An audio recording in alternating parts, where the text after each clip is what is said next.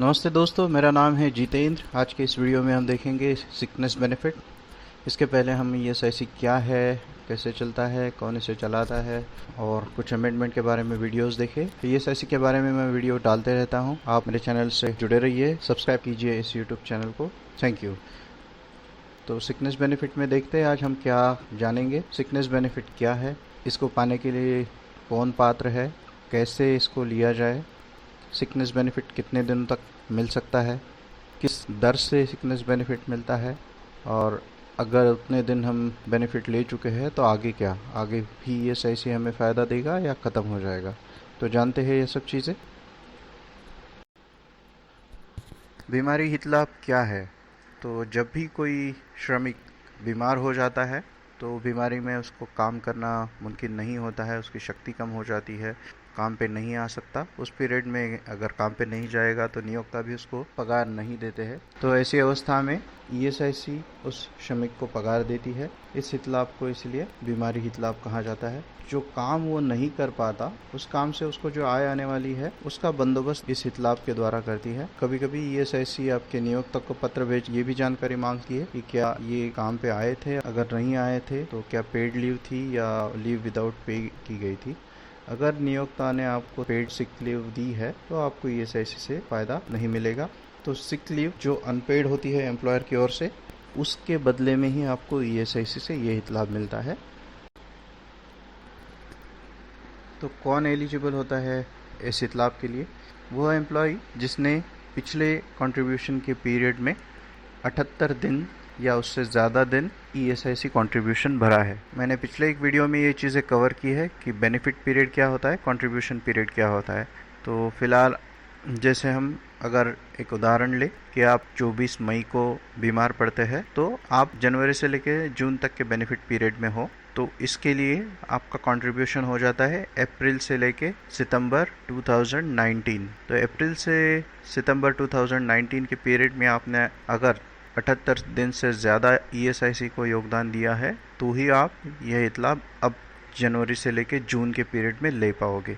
दूसरा, इसमें सिक होना ज़रूरी है। तो जैसे नाम सजेस्ट करता है सिकनेस बेनिफिट, तो जनवरी से लेकर जून तक के बेनिफिट पीरियड में आप कभी भी अगर सिक पड़ते हो तो आपको जाना है ईएसआईसी के डिस्पेंसरी में। वहाँ पे डॉक्टर को आप बताएंगे कि आपको जो भी बीमारी है, तो डॉक्टर वहाँ से आपसे आपका आई कार्ड पूछेंगे, ईएसआईसी का कार्ड। तो ईएसआईसी का कार्ड देख के वो आपको एक सर्टिफिकेट देंगे और दवाई भी देंगे। ये सब फ्री ऑफ कॉस्ट मिलता है। आप अगर बाहर की किसी डिस्पेंसरी से ट्रीटमेंट लेते हो, सर्टिफिकेट लेते हो और उसके आधार पे ईएसआईसी से बीमारी हित लाभ क्लेम करते हो तो ये मान्य नहीं होता है। और सिकनेस के पीरियड में आपको अपना जॉब नहीं छोड़ना है। अगर किसी ने अपना जॉब छोड़ दिया है करंट बेनिफिट पीरियड में और वो चाहता है कि ईएसआईसी से मतलब उसको हित लाभ मिले, तो ऐसा नहीं होता है, क्योंकि जैसे मैंने आपको पहले ही बताया कि ये एक वेज कंपनसेशन है। अगर आप कमा रहे हो और बीमारी की वजह से आप कमा नहीं पा रहे हो तो ये हित लाभ मिलता है। अगर आप कमा ही नहीं रहे हो तो आप बीमार पड़ने से कोई फ़र्क नहीं पड़ता, तो ईएसआईसी से बेनिफिट भी नहीं मिलता है आपको। तो ये एक ज़रूरी कंडीशन है कि आप एज ऑन डेट जब आप बेनिफिट मांग रहे हो उस दिन फैक्ट्री छोड़ के या एम्प्लॉयमेंट से बाहर नहीं हो।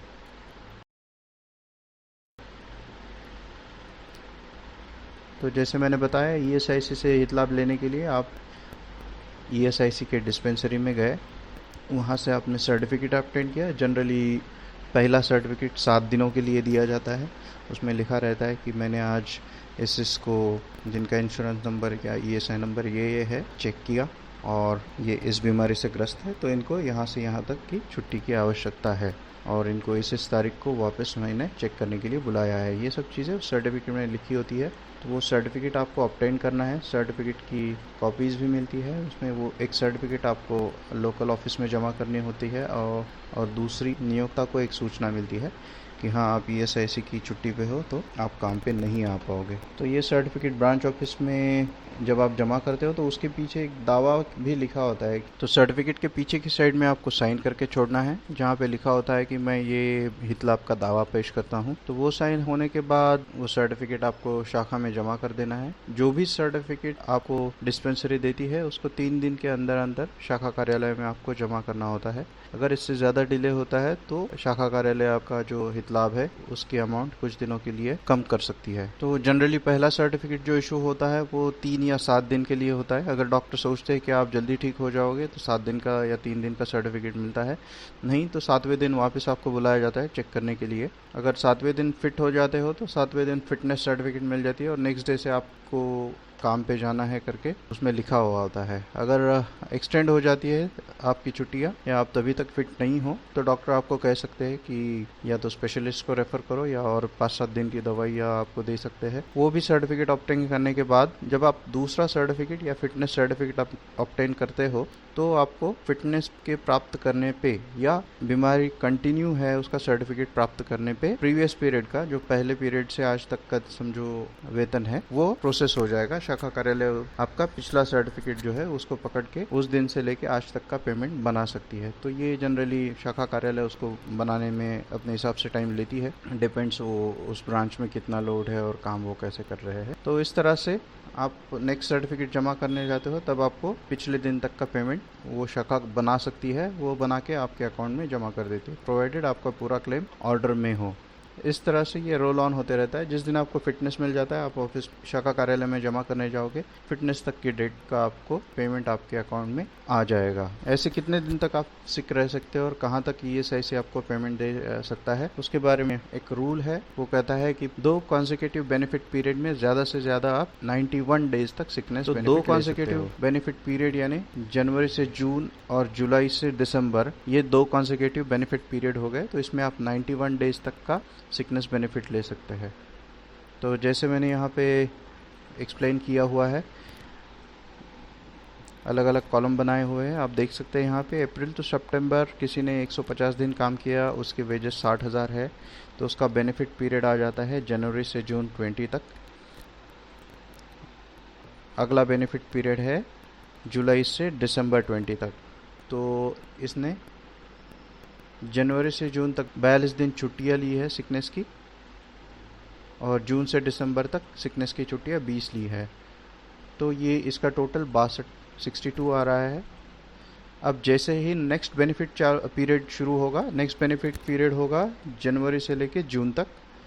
तो जनवरी से जून के पीरियड में इस व्यक्ति ने 55 दिन सिकनेस बेनिफिट लिया है।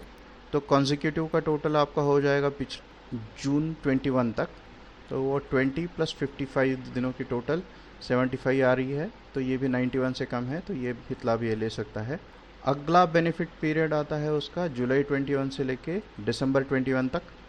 तो इसमें इसको 50 दिन इसको सिकनेस है, लेकिन ऑलरेडी जनवरी से लेके जून के पीरियड में ये 55 दिन सिकनेस ले चुका है। तो अब इसको आगे कितना मिलेगा जब तक इसके 91 डेज कंप्लीट नहीं हो जाते। तो इसके 91 डेज कंप्लीट कब होंगे? तो 36 डेज पे हो जाएंगे। तो जुलाई 21 से लेके दिसंबर 21 तक उसको 36 ही दिन मिलेगा सिकनेस बेनिफिट, उसके आगे नहीं मिलेगा। जब ये 36 दिन कंप्लीट हो जाएंगे तब शाखा कार्यालय बंद कर देगा इसका सिकनेस बेनिफिट देना। अब समझो इसका सिकनेस बेनिफिट देना बंद हो गया 36 दिन, फिर भी ये बीमार चल रहा है। अब उसका नेक्स्ट बेनिफिट पीरियड चालू हो गया जनवरी 22 से लेके जून 22 तक। अब नया बेनिफिट पीरियड जब चालू हो गया तो जनवरी से जून 21 तक का जो पीरियड था वो छोड़ दिया, सिर्फ पीछे वाले 50 दिन पकड़े और उससे आगे अब 41 डेज तक उसे मिल सकता है।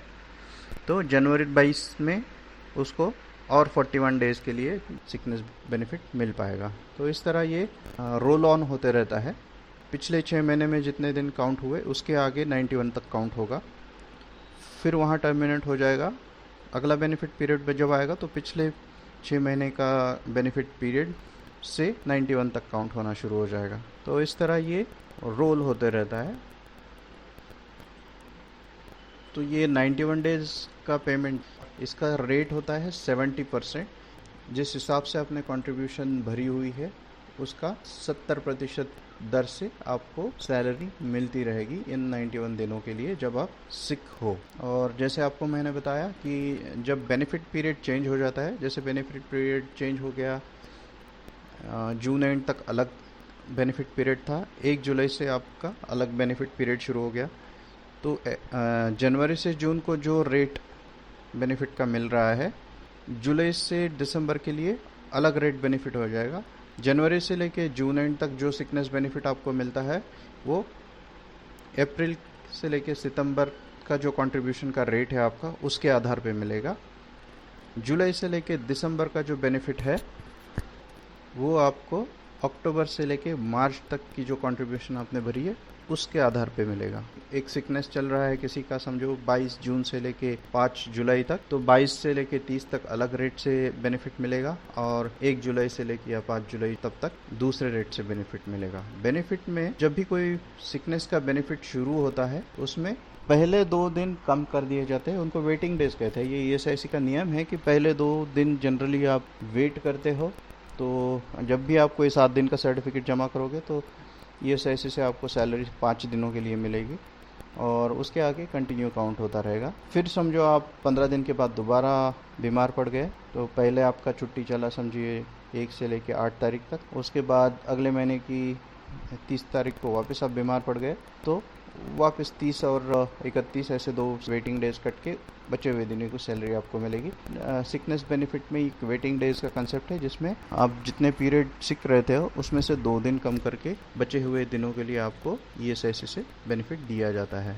तो ये हुआ दोस्तों सिकनेस बेनिफिट। इसमें जैसे आप समझ सकते हैं 91 डेज के बाद फिर क्या होगा। कुछ सभी बीमारियां ज़रूरी नहीं है कि 91 डेज में सुलझ जाए या उससे ज़्यादा आप बीमार पड़े ही ना, क्योंकि कुछ कुछ बीमारियां ऐसी होती है कि जो लंबे समय तक चलती है, जैसे कैंसर हो गया, क्रोनिक किडनी डिसीज़ हो गया, पैरालिसिस हो गया, या कोई पेशेंट्स कोमा में चले जाते हैं। तो ऐसी वाली जो सिचुएशंस है ये जल्दी निपटती नहीं है। इनमें से कुछ प्रकार की बीमारियां, कैटेगरीज ऑफ डिसीजेस उनको बोला गया है, तो उन बीमारियों को 91 डेज से भी ज़्यादा दिनों तक बीमारी का हितलाभ देने की सुविधा ईएसआईसी में है।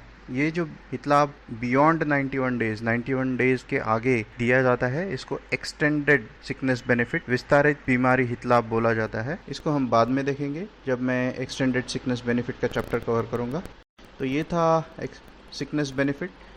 मुझे यकीन है आपको बहुत कुछ समझ में आया होगा। मेरा अगला वीडियो अपंगत्वता हितलाभ के लिए होगा, डिसेबलमेंट बेनिफिट। तो दोस्तों जुड़े रहिए मेरे साथ। मेरा नाम है जितेंद्र। सब्सक्राइब कीजिए मेरे चैनल को। बहुत बहुत शुक्रिया।